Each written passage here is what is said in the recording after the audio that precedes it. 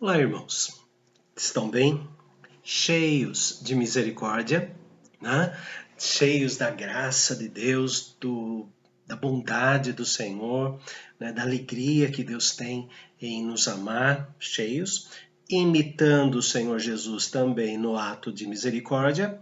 É muito importante isso, né? Temos que tratar os outros como Deus nos trata, como Cristo nos trata.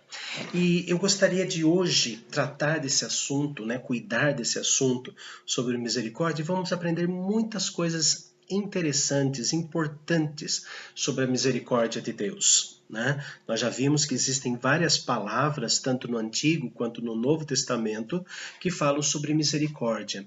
E tem uma palavra específica para Jesus, né? Splankna, quando as entranhas se movem. Isto.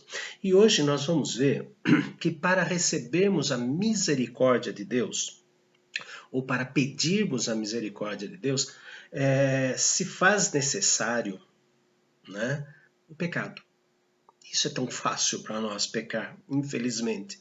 Né? Mas só existe misericórdia porque existe o pecado. Deus permitiu o pecado de Adão e Eva, Deus não induziu o pecado de Adão e Eva, mas ele permitiu o pecado de Adão e Eva para mostrar misericórdia a nós. E nós vamos perceber no vídeo de hoje, né, exatamente isso, o uso da misericórdia de Deus no ato do pecado.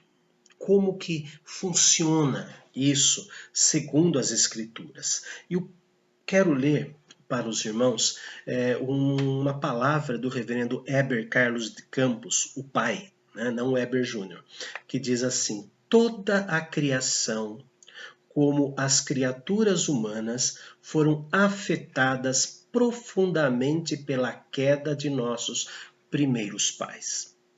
Toda a criação geme. É o que vamos ver no vídeo de hoje, quando tratarmos de Romanos, capítulo 8. Mas antes de chegar aí, vamos ver que Deus fez um mundo perfeito, Deus fez um mundo bom, né? Se deliciou nesse mundo, no sétimo dia descansou, porém os nossos primeiros pais pecaram. Eles conheciam Deus apenas no sentido de Deus criador. Ele que fez o jardim do Éden, ele que fez todas as plantas e ele determinou, olha, coma de tudo, menos desta. Foi exatamente ali que os nossos pais, desobedecendo a Deus e querendo se tornarem como Deus, esta foi a tentação da serpente, você vai comer, você vai ser igualzinho a Deus. Então eles foram, desobedeceram. Agora eu quero ler para vocês e estudar com vocês o que diz em Gênesis 3, versículos 17 e 18. Gênesis 3, 17 e 18. E a Adão disse: visto que atendeste à voz de tua mulher e comeste da árvore que eu te ordenara não comesses, maldita é a terra por tua causa. Em fadigas obterá dela o sustento durante os dias da sua vida. Ela produzirá também cardos e abrolhos, e tu comerás a erva do campo. Você agora vai conviver com uma terra maldita. É a terra para onde você vai, saindo do jardim do Éden, não será tão fértil quanto esta.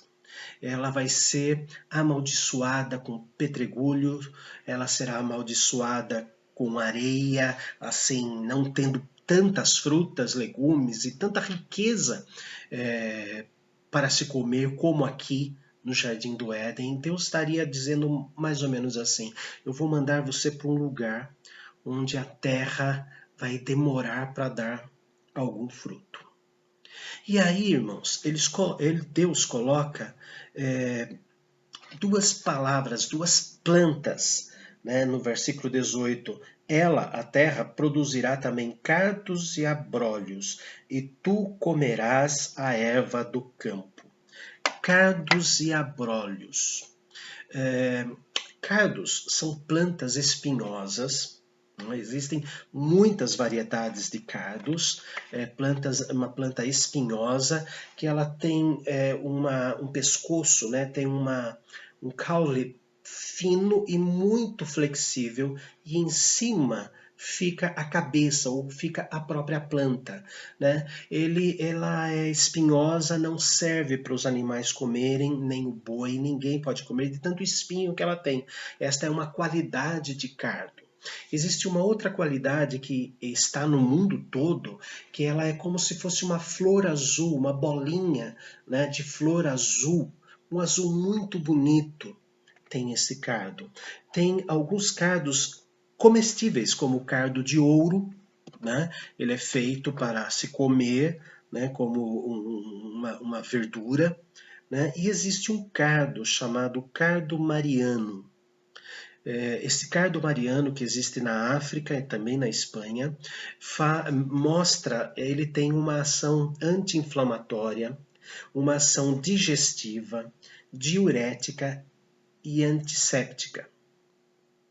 Por que isso?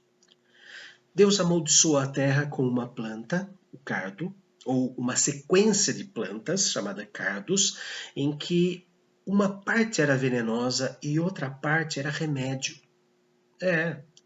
Vamos lembrar que os nossos primeiros pais, quando saíram do Éden, tiveram que aprender a comer. E muitas coisas que eles comeram, né, isso deu problemas intestinais, problemas estomacais terríveis. Então Deus, ao dizer que a terra ia produzir cardos e abrolhos, ele estava dizendo que existe veneno na terra, mas também existe plantas medicinais na terra. Você terá mais facilidade de digerir, porque eles teriam que começar a tecnologia da alimentação. Até chegarem ao ponto de saber que é necessário colocar água e aquela sementinha branca, né, que nós chamamos de arroz, ela precisava amolecer com água e um pouco de óleo para então comer. Quantas coisas duras nossos pais não comeram? Tiveram que aprender a comer fora do Jardim do Éden. Tiveram que comer coisas até que as plantas crescessem, até que eles pudessem colher o que plantaram. Então nós vemos ali a preocupação do Senhor também com o sistema digestivo, anti-inflamatório dos nossos primeiros pais. Isso se chama misericórdia. Também uma outra planta ele colocou aqui que se chama abrólio. Existe o arquipélago baiano, né, de arquipélago de Abrolhos, onde existe um farol da Marinha Brasileira lá. Mas nós estamos falando da planta. Uma planta que cresce sobre a pedra e sobre a areia. É uma planta rasteira, né, que se vê muito em lugares onde existem pedras, em cima de montanhas, por exemplo. Na nossa região aqui do sul de Minas, né, tem muitas montanhas e tem algumas trepadeiras, vamos dizer assim, parecido, né, que ela se espalha sobre as pedras e se espalha sobre a areia também. Então, os abrolhos, eles são usados como laxante suave, é usado para aumentar a fertilidade masculina. Isso. É usado como um tônico em alguns países para aumentar a fertilidade masculina, aumentar a testosterona, né? Aí nós chegamos e lemos o Gênesis e vemos que Adão viveu 900 e tantos anos e teve filhos e filhas. E os seus filhos foram tendo filhas e filhas para povoar a terra. Ao mesmo tempo que Deus então está castigando Adão e Eva, dizendo que a terra seria maldita e ela produziria cardos e abrolhos, ele está dizendo que até mesmo nesta correção existe a misericórdia divina. Vocês vão aprender a comer muita coisa dura e aí está o cardo mariano, o cardo de ouro, para que vocês possam ter uma limpeza intestinal. E também deverão ser fecundos, né? Multiplicai-vos, enchei a terra. Então Deus produzindo uma planta para que eles comessem e fossem férteis. É muito interessante o que significa misericórdia. Deus cumprindo o seu próprio pacto conosco. Deus cuidando da parte dele no pacto que fez conosco. Misericórdia. Os nossos pais, quando pecaram, eles só conheciam o lado criador de Deus. Deus é o criador de todas as coisas. Mas quando eles pecaram, e Deus, usando o pecado deles, aproveitando o pecado deles, mostrou que ele não é só criador, mas ele é misericordioso, ele é bondoso. Por isso que ele implanta no coração de Eva, primeiro, a esperança de que ela continuaria dando à luz, embora agora fosse doer para a dor de parto, mas ela continuaria dando à luz e um descendente dela esmagaria a cabeça da serpente. E que Adão iria aprender a trabalhar na terra. Então, como que Deus, ao nos corrigir, existe também da parte de Deus misericórdia. Vamos ler um outro texto, porque nós vemos que os homens precisaram ter misericórdia com os animais, e Deus quer que nós, seres humanos, cuidemos dos animais, porque o nosso pecado em Adão e Eva prejudica a criatura. Veja toda a criação. Veja lá, Deuteronômio capítulo 25, versículo 4. Deuteronômio 25, versículo 4. Foi necessário Deus, na caminhada pelo deserto, fazer uma lei zoológica, vamos dizer assim, né? Fazer uma lei para cuidar dos animais, uma lei protetora dos animais. Quem foi que fez a sociedade protetora? Foi o próprio Deus. Veja ali em Deuteronômio 25, versículo 4, que diz assim: não atarás a boca do boi quando debulha. Ele ficava amarrado, andando em círculos, para quebrar o milho, o trigo e fazer as farinhas. Não se ata, não tape a boca do boi. Ele precisa comer para ter forças, ou seja, trate bem dos seus animais. Cuide deles. Tenha misericórdia deles, porque o homem perdeu a misericórdia para com os animais. O livro de Oséias fica depois de Daniel. O livro de Oséias, capítulo 4. O livro de Oséias, capítulo 4, versículos de 1 a 4. Oséias 4, de 1 a 4, fala da corrupção do homem, fala do pecado do homem e como a natureza sofre. Oséias 4, de 1 a 4 diz assim: ouvi a palavra do Senhor, vós filhos de Israel, porque o Senhor tem uma contenda com os habitantes da terra. Porque nela não há verdade, nesta terra não há verdade, nem amor, nem conhecimento de Deus. O que só prevalece é perjurar, mentir, matar, furtar, adulterar, e há arrombamentos e homicídios sobre homicídios. Por isso a terra está de luto, e tudo que mora nela desfalece, com os animais do campo e com as aves do céu, e até os peixes do mar perecem. Todavia ninguém contenda, ninguém repreenda, porque o teu povo é como os sacerdotes aos quais acusa. Meu povo, versículo 6. Meu povo está sendo destruído porque lhe falta o conhecimento. Porque tu, sacerdote, rejeitaste o conhecimento, também eu te rejeitarei, para que não sejas sacerdote diante de mim. Visto que te esqueceste da lei do teu Deus, também eu me esquecerei de teus filhos. Correção. Nós precisamos conhecer Deus e tratar bem da criação que Deus fez. Disse para Adão que ele deveria crescer, multiplicar e dominar sobre a terra, guardar a terra, cuidar dos animais, cuidar da excelência da criação do nosso Deus. Então, misericórdia, para pedirmos misericórdia, nós precisamos conhecer o pecado. E primeiro, Deus fez tudo muito bem feito para lá no final, lá no sexto dia, fazer o homem e a mulher. Ele colocou tudo sob o domínio do homem. E é uma coisa que Deus tem carinho, não é apenas pelo ser humano, mas por toda a criação. Por isso que precisamos cuidar muito bem dos animais. Vamos lá para Romanos, capítulo 8, versículos 19 a 22. Romanos 8, 19 a 22. A ardente expectativa da criação aguarda a revelação dos filhos de Deus, pois a criação está sujeita à vaidade, à futilidade, não voluntariamente, mas por causa daquele que a sujeitou, na esperança de que a própria criação será redimida do cativeiro da corrupção para a liberdade da glória dos filhos de Deus. Porque sabemos que toda a criação a um só tempo geme e suporta angústias até agora. Um tratado ecológico, um tratado da teologia da ecologia, a doutrina da ecologia segundo o cristianismo.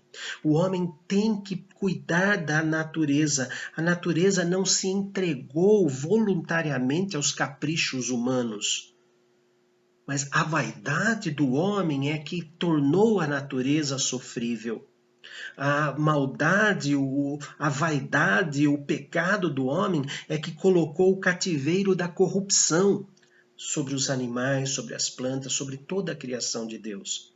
Temos que tomar cuidado, porque aqui no versículo 19 diz: a ardente expectativa da criação aguarda a revelação dos filhos de Deus. A criação geme. A criação, os animais, as plantas, tudo, os rios, tudo que existe é como se estivessem gemendo diante de Deus e pedindo: revela quem são os teus filhos. Está aqui no versículo 19, não uma revelação no sentido apocalíptica, só no final dos tempos, Deus vai fazer novo céu e nova terra, mas também cuidarmos daquilo que é nosso, cuidar com carinho daquilo que é nosso, porque antes de ser nosso, é de Deus, é criação do Senhor.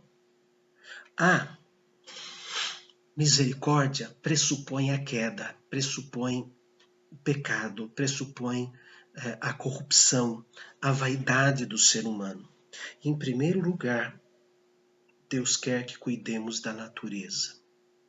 Deus quer que cuidemos do nosso lar terreno, onde nós estamos vivendo. Há muito tempo atrás, eu ouvi uma frase que é uma frase gaúcha, né, que diz assim: os pampas nós emprestamos de nossos filhos.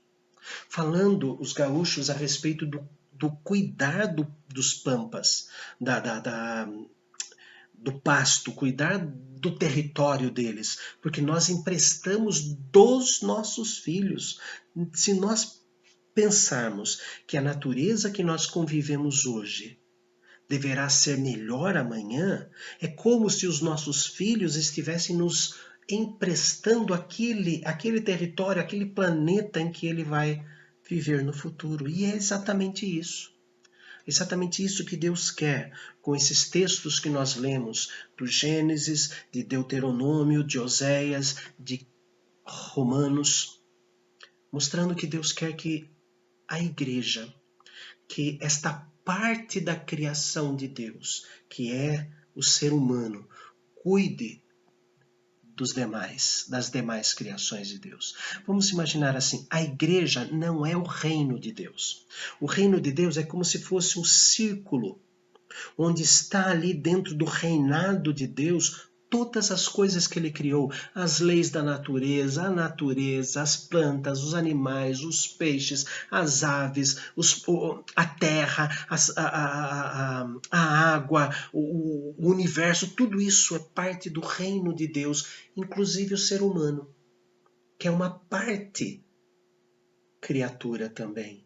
E a esta parte criatura, dentro desse círculo enorme que é o reino de Deus, a igreja, foi dada à igreja, aos homens, o cuidar de tudo isto.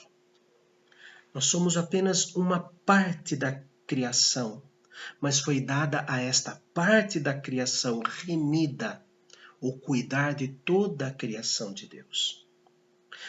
O vídeo de hoje foi um tanto quanto ecológico. Sim, mas é o que a Bíblia também nos mostra, né? Problemas ecológicos desde o Jardim do Éden. Mas diz que o homem cuida e tem que cuidar. Faz parte do espírito cristão cuidar de todas as coisas de Deus. Faz parte do espírito cristão cuidar de todo reino de Deus e tudo que faz parte desse reino. Santo Deus, nós queremos agradecer, ó Pai, porque a Tua misericórdia se manifesta no nosso pecado e como somos pecadores, como desobedecemos a Tua palavra, como não nos amamos uns aos outros, como castigamos e como que a vaidade humana destrói a criação e todas as criaturas que o Senhor fez. A água, como ela é poluída, o ar também poluído, os animais que são sacrificados, maltratados. Ó Deus, nós agradecemos porque a Tua palavra esclarece que cabe aos cristãos, que cabe à igreja resgatada do pecado, cuidar também da criação. O Senhor quer nos usar para isso.